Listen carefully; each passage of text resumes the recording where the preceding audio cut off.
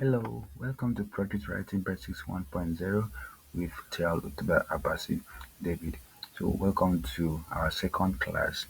Today, we'll be looking at two course headline, and that will be first will be looking at problem identification and research topic coinage, how you can identify problem and how you can coin your research topic. So, these are the two things I'll be looking at in today's class. Let's get started. So it's important for us to understand what is a problem, because if you don't have this understanding, you will not really, you won't understand the next issue that we'll be discussing. So there, I've come up with four definition of a problem, like the literal meaning of a problem, so that we will now apply it to our class, you get to understand better. So number one is that a problem is anything that hinders progress or the realization of an objective. So anything that hinders progress. If you want to do anything, you have objective. So if you fail to realize that objective, it means that something happens that you could not achieve that objective, and that thing can be regarded as a problem. It can be regarded as a problem. Another definition of a problem is that the difference between what is and what ought to be constitute problem. For example, in Nigeria, it is expected that with our natural resources, that we should not be struggling, our economy should be booming and so on and so forth. We should not be having insecurity issues. That is what it's supposed to be. But what do we have today? Our economy is nothing to write home about. It's nothing, we cannot say anything. We cannot say that our economy is, working well, working based on expectations. We're having insecurity everywhere. Life has become very difficult to some persons. It's only the light that are enjoying. So that is the reality. Whereas the ideal thing would have been that every citizen should enjoy this common blessing that God has given to all of us. So that difference, that thin line is the problem. Please follow me carefully. If you don't understand, please do not hesitate to ask questions. Come to my team and ask questions. A problem is that which creates concern over a time and which needs solution for progress and development to occur. For example, in Nigeria, sorry, I will still use Nigeria to you know to illustrate and cite some examples. For example, in Nigeria, we see that unemployment has become a very major problem. So unemployment has we have been fighting with unemployment for a considerable number of years now. So it it has become a matter of concern over a long period of time, and you know you need solution to it. That's why now we now have entrepreneurship as a course in the university, so that students can actually learn and also start business. And in this class, I know of so many students that are business owners, that are CEOs. So employment is a problem and we all fight it. So it as an example. The last meaning of a problem that I want you to know is that an obstacle existing between a stated objective and the current performance constitute a problem. This particular definition is just like the first one that we have looked at. So when there's an obstacle between what you wanted to do, the goals that you set for yourself, the objective, and at the end, your current performance does not match your stated objective, that means there is a problem. So this is the meaning of a problem. I had to take time to explain this so that as you are progressing, you won't have any issue. So I want everybody to understand this and be on the same page. Now, you will be looking at the next thing that we'll be looking at. No, it is not all problems that are researchable. There's need for us to understand this. It's not all problems that are researchable. I had to give that meaning of problem for us to understand this particular segment of this class. For the fact that you've been able to identify a problem doesn't mean that that problem is researchable. It doesn't mean that you can carry out that particular that you can carry out research to find solution to that particular problem.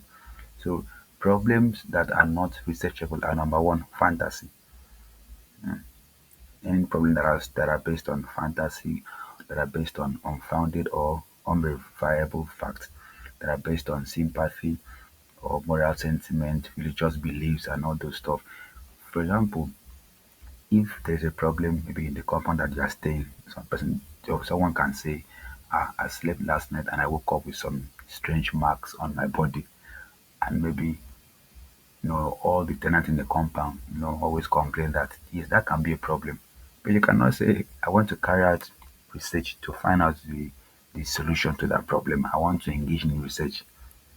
You know, Having strange marks on your body, when you sleep and wake up, sleeping and waking up with strange marks on your body is actually a problem, especially when it happens to almost every person in the compound. So it is actually a problem. But you cannot carry out research to solve that problem. And so many of others moral sentiments, faith-based, want to say, let me go and let me carry out research to know who was the wife of king. No, it's not done that way. Or let me carry out research to really know where would God be killing underage children, or someone will be up to, like, why do we have premature death? And people are not supposed to be dying young. So you want to carry out research to find out why people are dying young. So no, no, no. So those problems are not researchable problems. So now, what are researchable problems? Number one, any problem that is based on data, problem upon which data can be collected. So I said in the first class that research is all about data, data, and data. So any problem that data can be collected, like that in this study you have a population and you have respondents that you can administer your questionnaire. So any problem that data can be organized. Now this is in chapter 4, so I don't want to really go deep into this. When you collect data, you organize your data, what we call data sorting. You sort your data and you analyze your data. So any problem that you want to research, that you want to carry out research, must have these three qualities. It must be a problem that you can collect data. It must be a problem that you can organize data, and it must be a problem that data can be analyzed. Also, it must be a problem that reliable and valid instruments can be used for data collection. When you get to chapter 3 of your research project, what we are doing basically in this class is just chapter 1 and 2. So when you get to chapter 3, you come up with instruments. Basically, what you use is questionnaire, but there are some other persons that use checklist. You can use interview. So instrument is what you use to collect data from your respondents. Respondents are members of your population. All these things might look somehow, might sound somehow difficult for you, but you will get it there. So problems that are researchable are those that you can collect valid and you can use reliable and valid instruments to collect data. So I hope at this point I'm able to differentiate between non-researchable problems and researchable problems, because it will help you. Because if you identify a problem that is non-researchable and you coin a topic and take it to your supervisor, you will be a laughing stock. So it is very pertinent that you have this understanding. Now, let's move to the next segment of this class.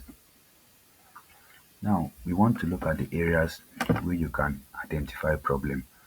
We are looking at the areas of problem identification. Areas of problem identification. So you can identify problem that are researchable from societal needs. If you look around your environment, if you look around the community, there are so many needs that are yet to be met. So you can actually identify problem. You can look at the environment, maybe the way waste is being disposed,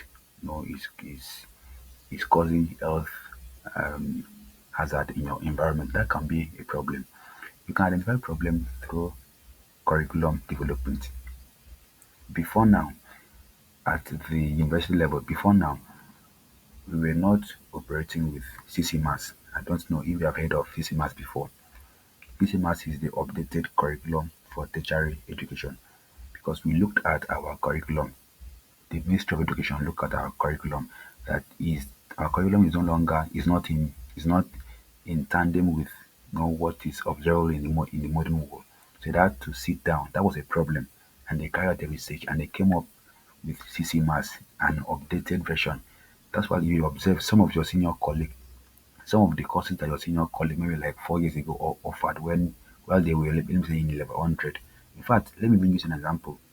For some of you that are in level 400, the courses that your junior colleague are offering now, if you observe, you see that there is a change. There are some little differences. So you can also identify problems in administration and supervision area of schools. You can observe problems in facilities and equipment, in policy analysis. We're looking at this one will work well for students from the Department of Political Science. Look at the policies of government, analyze, look at identify problems. What are those policies that the policies that are not really helping the citizens and so on and so forth. You can also identify problem in technology and engineering.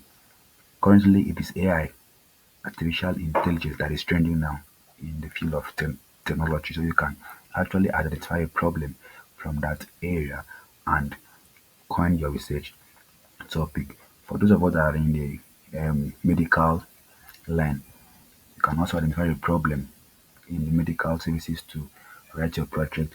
You can identify problem, when it has to do with production techniques, the way, for example, let me take for example, like sachet water. There are some companies that their production techniques for sachet water is not really healthy. So you can actually identify those problems and carry out your research. Then the last thing is that you can identify problems through personal observations. This one is very, very important. In fact, during my undergrad days, when I was assigned a project supervisor, and there was a particular day I was working with my mentor, which was a lecturer. So we were returning from school, and that day I can still recall he was very sick. So we went to a particular pharmacy. I don't want to mention the name because if I mention it, you will know it's very close to school. So we went to that pharmacy to get drugs with the objective that we are going to get drugs and we're making payment via online means like whether ATM card or transfer. So when we got to the pharmacy, they actually they had the drugs that we were looking for. But when you wanted to make payments, you told them that you want to make transfer. They said that they don't accept transfer and they don't do POS. We were like, wow, like this should be 2020 or 2019. I think that time POS was not really rampant. Yes. So because of that, I wasn't with cash, enough cash to get that drugs, and my boss was not with enough cash. So we left the place. So when I left the place, I was like, I told my mentor, doctor is like, I've identified a problem. So from that problem, I was able to coin a research topic. Now, what did I came up with? The problem that I identified in that place is low sales turnover because if those guys continue that way, they were having low sales turnover. So I identified that as a problem. I now came up with the research topic. I can still recall till today because it's something that I coined by myself. So this should tell you that you can actually sit down and coin research topic on your own from problems from your personal observations and experiences in the society. So when I said that, my boss was like, "Okay, tell me the topic." Because that time I was still a novice when in this aspect. So I told him, "Okay, the topic is influence of digital means of payment and sales turnover of pharmaceutical stores in Uyo metropolis." Like when I said that, my boss was like, "Wow, wow, wow, that's a very great topic." So I was able to do that through my personal observations. So personal observation is another um, area that you can identify problem. So that's for that. It's very important that you understand this aspect of problem identification because if you don't identify problems, you cannot coin research topic. For you to coin a topic that is researchable, you must be able to identify um, a problem. So this one I wanted you to know. Okay, so we will now look at next thing, research topic coinage. How you can coin your research topic, how to coin research topic. Before that, let's look at the elements of research topic.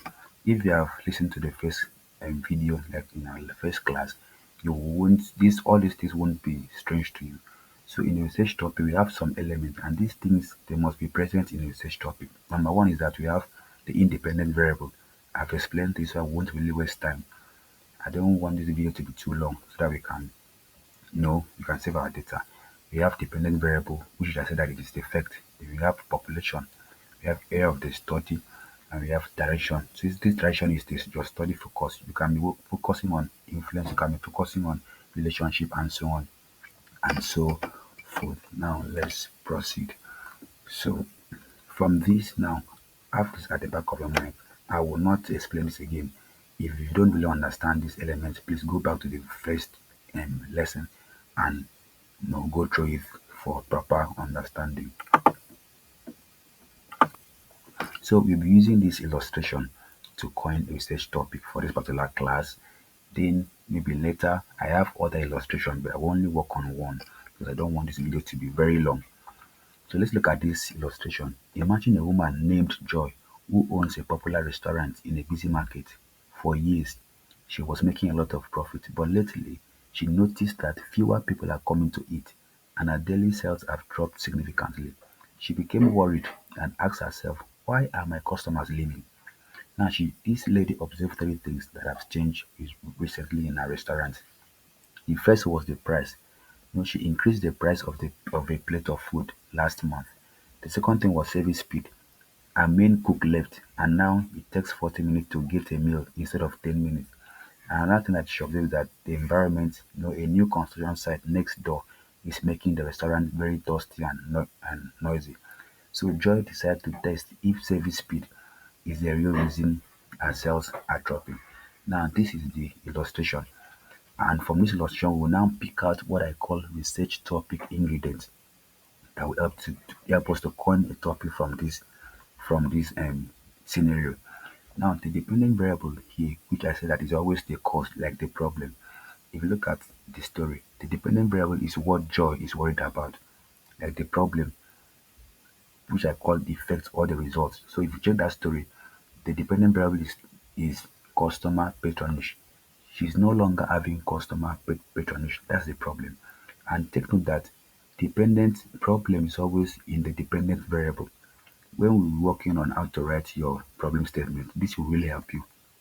So the dependent variable in that scenario is you can put the Joy's daily sales, but if you want to put it in research terms, is customer patronage. The independent variable, which is the potential solution, like the cause. So the independent variable is what Amina or Joy thinks is causing the change. What Joy is thinking, like, okay, I think this should actually be the reason I'm not having customers. So the independent variable is always the cause or the input. So in this story, the independent variable that you want to use to carry this research, our research is service delivery speed. I don't know if we are together.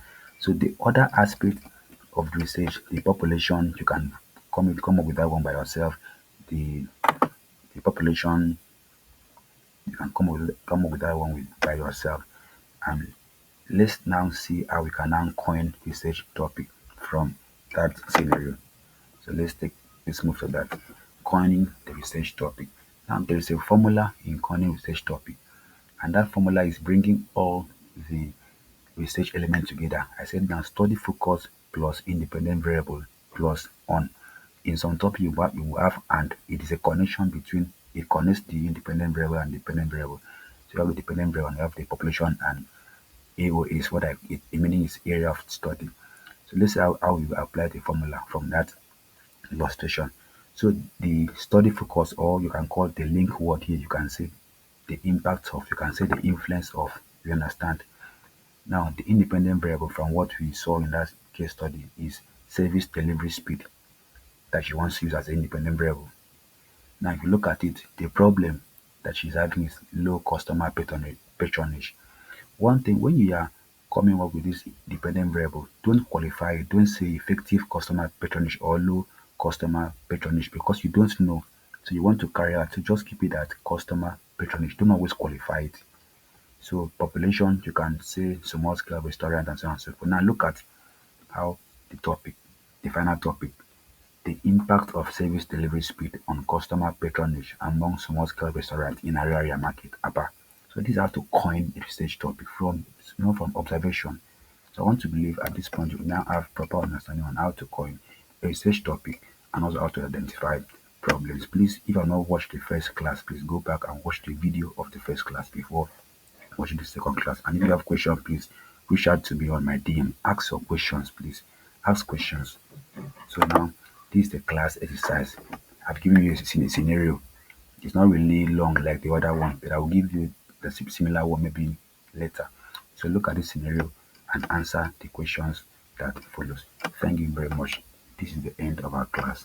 Thank you. Please keep studying. Keep studying.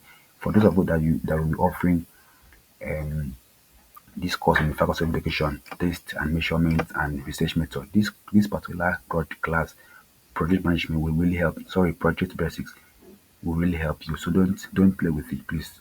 Don't sleep over it. Thank you very much. Enjoy your day.